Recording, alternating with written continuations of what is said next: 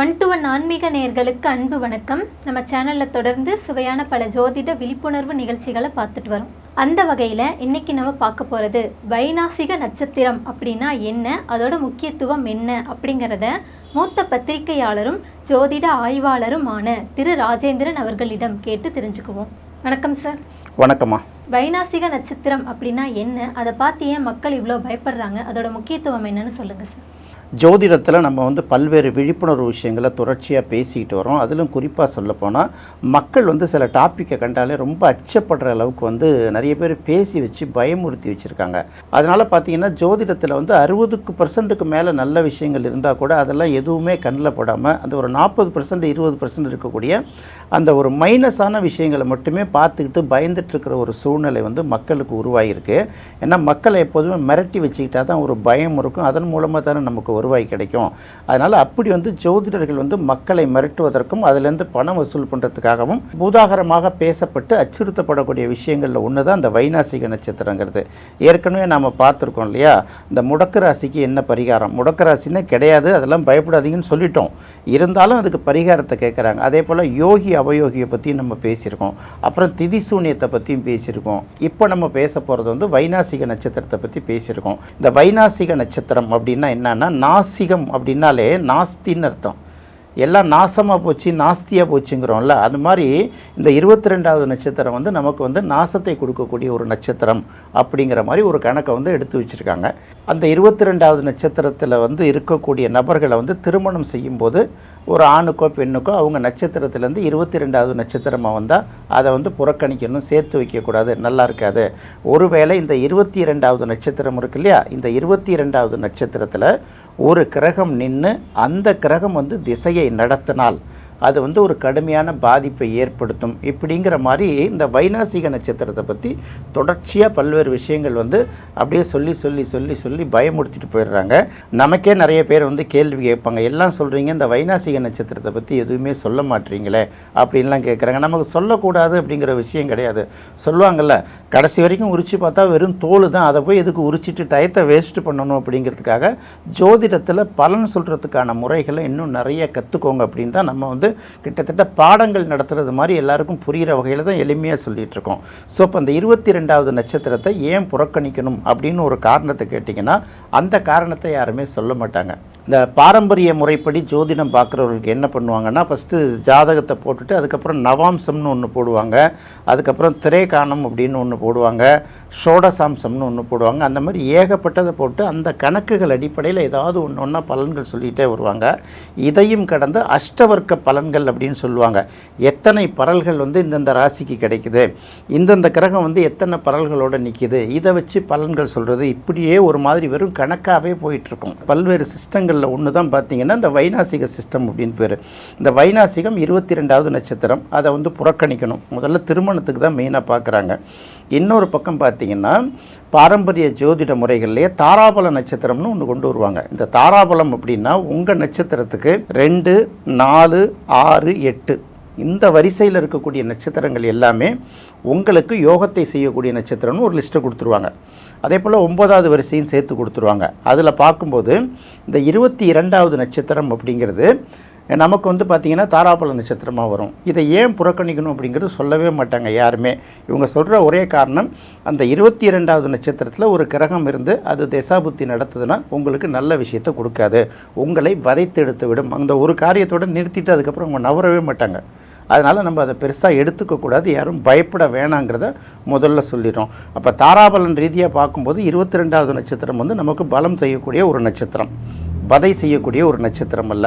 சரி, திருமண பொருத்தத்துக்கு சேர்க்க வேணாம், பரவாயில்ல. இப்போ ஒரு குடும்பத்தில் அப்பாவுக்கு பிறக்கக்கூடிய பிள்ளைகள் இந்த 22வது நட்சத்திரத்தில் பிறந்தா இந்த பிள்ளை என்ன பண்ணுவோம், தூக்கி கொண்டு போய் எங்கேயாவது போட்டுருவோமா?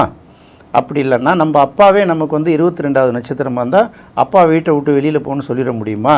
அதாவது இது எல்லாமே ஒரு பார்ட்டு தான். இதே போல் தான் யோகி அவயோகி நட்சத்திரத்தில் கோயம்புத்தூர்கார் ஒருத்தர் ஃபோன் பண்ணி கேட்டார் பாருங்கள், சார் இப்போ 2 குழந்தைகள் பிறந்திருக்கு, 2 குழந்தையுமே தந்தையோட நட்சத்திரத்துக்கு அவயோகி நட்சத்திரத்தில் பிறந்திருக்கு, அவங்க ரொம்ப பயப்படுறாங்க சார் அப்படின்னாங்க. அப்போ தான் ஒன்றுமே பயப்படாதீங்க, அதுக்கு என்ன அவசியம் வந்திருக்கு, அப்படிலாம் ஒன்றுமே கிடையாது. ஸோ இது போல் ஒன்று தான் வந்து வைநாசிக நட்சத்திரம். வைநாசிக நட்சத்திரத்தை நினச்சி யாருமே கவலைப்பட வேண்டிய அவசியமே கிடையாது.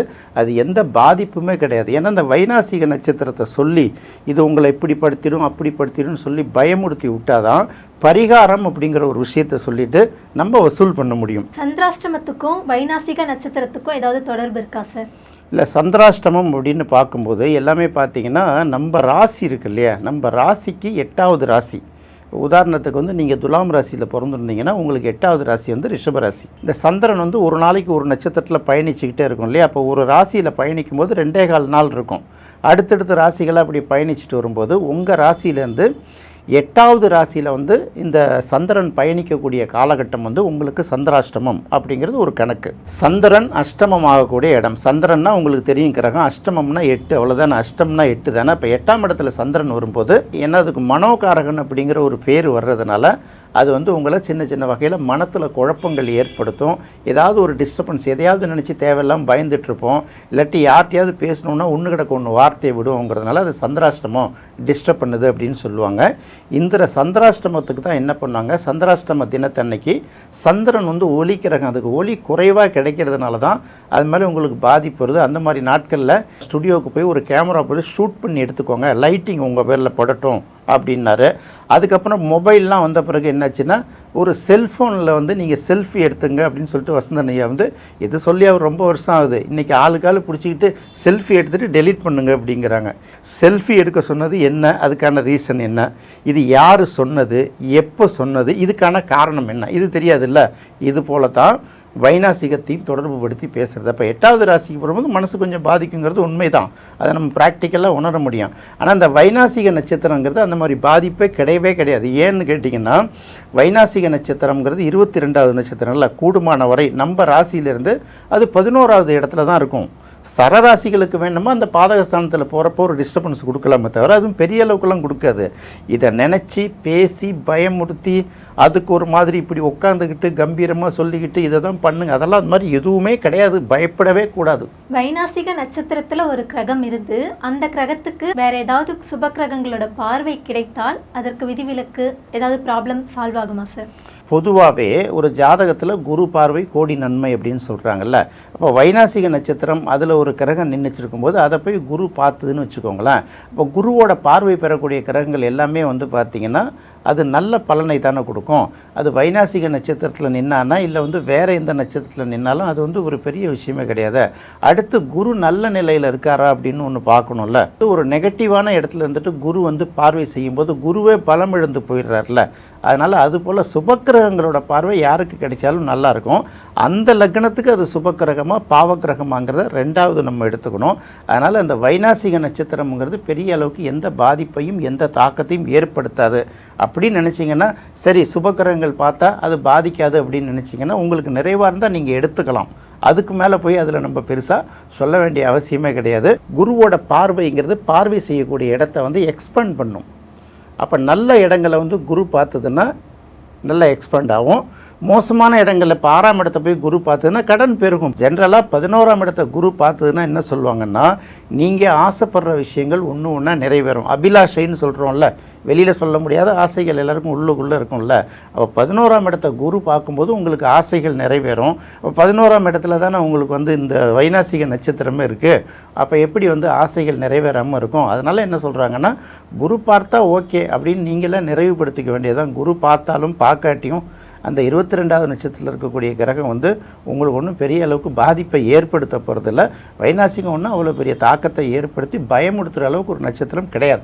வைநாசிக நட்சத்திரம் அப்படிங்கிறது ஒரு கான்செப்ட் கிடையாது, அதை டிஸ்கஸ் பண்ணுற அளவுக்கு கூட ஒர்த் இல்லை அப்படின்னு சொல்லிட்டீங்க. இருந்தாலும் அதற்கான பரிகாரம் என்ன அப்படின்னு சொல்லுங்கள் சார். நம்ம ஏற்கனவே முடக்கு ராசி அதுக்கான பரிகாரத்தை பற்றி பேசும்போது 27 நட்சத்திரத்துக்கும் உலகியல் ஜோதிட அடிப்படையில் அந்தந்த பகுதியில் காரண காரியங்களோட சில கோயில்களை வந்து நம்ம பரிகார கோயில்களாக சொல்லியிருக்கோம்ல. இந்த பரிகார கோயில்களுக்கு, அதாவது நான் என்ன சொல்கிறேன், இப்போவும் சொல்கிறேன், வைநாசிகம் வந்து டிஸ்கஸ் பண்ணுற அளவுக்கு கூட ஒருத்து உள்ள சப்ஜெக்ட் கிடையாது. அது வந்து எந்தவித பாதிப்பையும் ஏற்படுத்த போகிறதும் கிடையாது. ஒருவேளை நீங்கள் அந்த வைநாசிக நட்சத்திரத்தை கண்டு உங்களுக்கு ஒரு பயம் இருந்தால் உங்கள் நட்சத்திரத்துக்கு 22வது நட்சத்திரம் என்ன நட்சத்திரம்னு பாருங்கள்.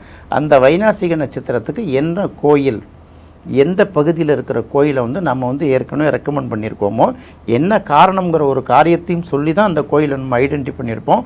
அந்த கோயிலுக்கு போய் நீங்கள் வழிபாடு செய்யுங்க. இது கூட வந்து உங்கள் மனநிறைவுக்காக தான் நான் சொல்கிறேனே தவிர, மக்கள் பயப்படக்கூடாது அப்படிங்கிறதுக்காக தான் அந்த கான்செப்டை சொல்கிறேனே தவிர, மற்றபடி அது வந்து ஒரு பெரிய தாக்கத்தெல்லாம் ஏற்படுத்தாது. அப்படி ஒரு பயம் இருக்கிற வேளையில் நீங்கள் அந்த கோயிலுக்கு போய் வழிபாடு செய்யலாம். இதை தான் நம்ம சொல்கிறோம். வைநாசிக நட்சத்திரம் அப்படின்னா என்ன? அது ஜாதகத்தில் எந்த பாதிப்பையும் ஏற்படுத்தாது. ஒருவேளை பாதிப்பை ஏற்படுத்துறதா நீங்கள் நினச்சிங்கன்னா இந்த மாதிரியான பரிகாரங்களை நீங்கள் பண்ணிக்கங்க அப்படின்னு தெளிவாக சொல்லியிருக்கீங்க சார். ரொம்ப நன்றி சார். நன்றிம்மா. நேயர்களே, இந்த நிகழ்ச்சி உங்களுக்கு ரொம்ப பிடிச்சிருக்குன்னு நினைக்கிறேன். மீண்டும் மற்றொரு சுவையான நிகழ்ச்சியில் சந்திப்போம். நன்றி, வணக்கம்.